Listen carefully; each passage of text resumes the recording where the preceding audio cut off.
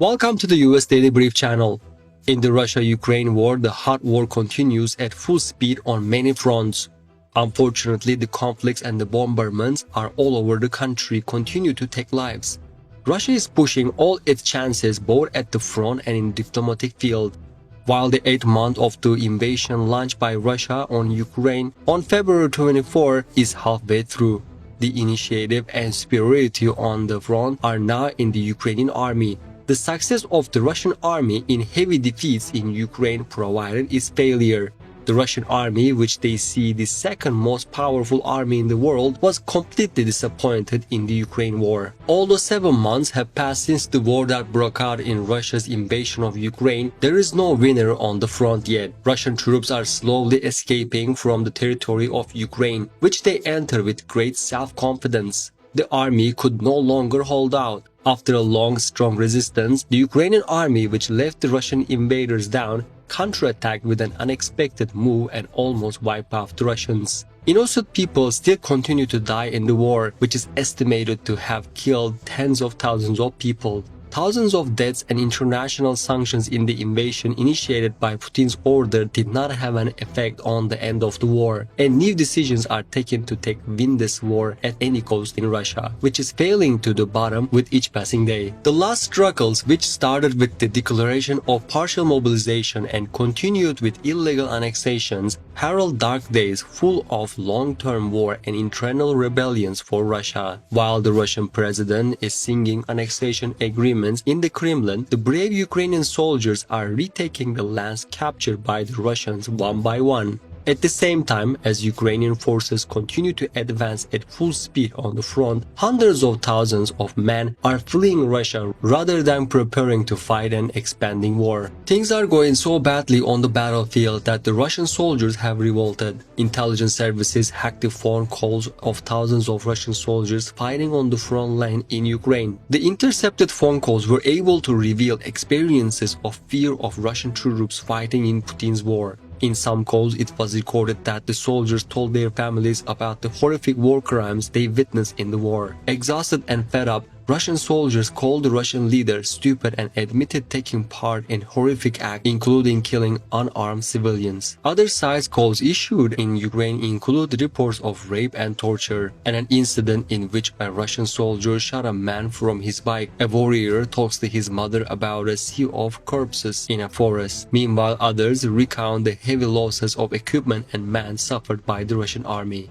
Intelligence shows that many Russians disobey orders not to use their phones and make unauthorized calls to their partners, family, and friends. Our attack has stopped. We are losing this war, said one troop mother. In another call, we got orders to kill everyone we see, and in another, Putin is an idiot. It is heard that the speeches are made as he wants to take Kiev, but it is not possible for him to do so. In many interviews, the bitter truth experienced at the front are explained with all their nakedness. Reporters compare phone numbers to Russian social media profiles and leaked dark web databases to identify the troops and their loved ones, but withheld their full names to protect them from Kremlin retaliation. The fact that Putin dragged both his country and the Russian army into this war into a great darkness, even his complete failure, shows that the both underestimated Ukraine and made major strategic mistakes. Like many, political analysts believe that Putin was completely unprepared for Ukraine's fierce resistance to the occupation, along with strong Western support for Kiev.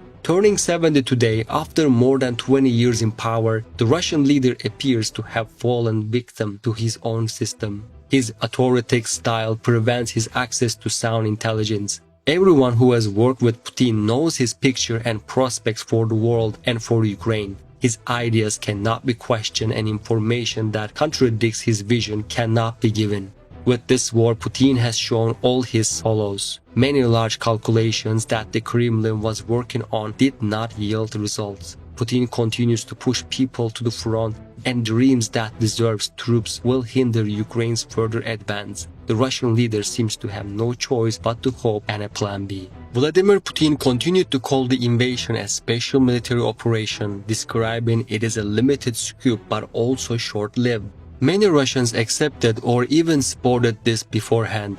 However, this did not directly affect the Russian people. but the mobilization of reservists turns something remote and intangible into an up-close and personal risk. Regional politicians are deluding themselves in a Soviet-style race to exceed their quota and call in as many men as possible. In the early months, the people who died were mostly from preferable areas and smaller centers. But that will change at the end of the mobilization as the coffins will come back to Moscow and St. Petersburg. Considering the latest situation in the war, many troubles such as bad conditions, insufficient food, old weapons and lack of basic medical supplies began to spread among the people. Women even discussed spending sanitary towels to fill men's boots and tampons to bandage their wounds. The governor of the Kursk region described conditions in several military units as absolutely terrible down to the shortage of uniforms. Such revelations bore holes in Vladimir Putin's proudest claims. It damaged aspects of the Russian army that it rebuilds as a professional fighting force that patriotic citizens would want to serve. But for now, most recruiters' wives seems to be forced on rallying behind their troops. Unfortunately, it is a stage where a significant part of Russian society still believes that Russia is a great power fighting NATO in Ukraine, and that sending tampons, socks, and toothbrushes to the mobilized is a sign of patriotism. But mobilization turmoil and Russia's military embarrassment are forcing more important figures to speak up. When liberals denounced the Ukrainian invasion, they were arrested, and many are still behind bars. It's illegal even call it war. The war is now common in pro-Kremlin circles, as are fierce criticism of Russia's military command. But there is no public questioning of the occupation itself, let alone Vladimir Putin. The fact that the Russian people even voice their anti-war ideas is perceived as a political movement. Neither the Russian army at the front nor the people in Russia had the strength to endure. The Russian people are either trying to leave the country or trying to hide in the country. In Russia, where the internal turmoil has reached its peak, Putin now seeks to bring some victories. Although Vladimir Putin has declared that the 4 major parts of Ukraine's territory are part of Russia, things seem to go very different in the real world. We are amazed at Vladimir Putin, who believes and tries to convince them that the truth is on our side and the real power will be theirs, can still talk like that at the end of the day. Although apparently the ambitions of the Russian leader are very deceptive, he does not seem in the mood to step back.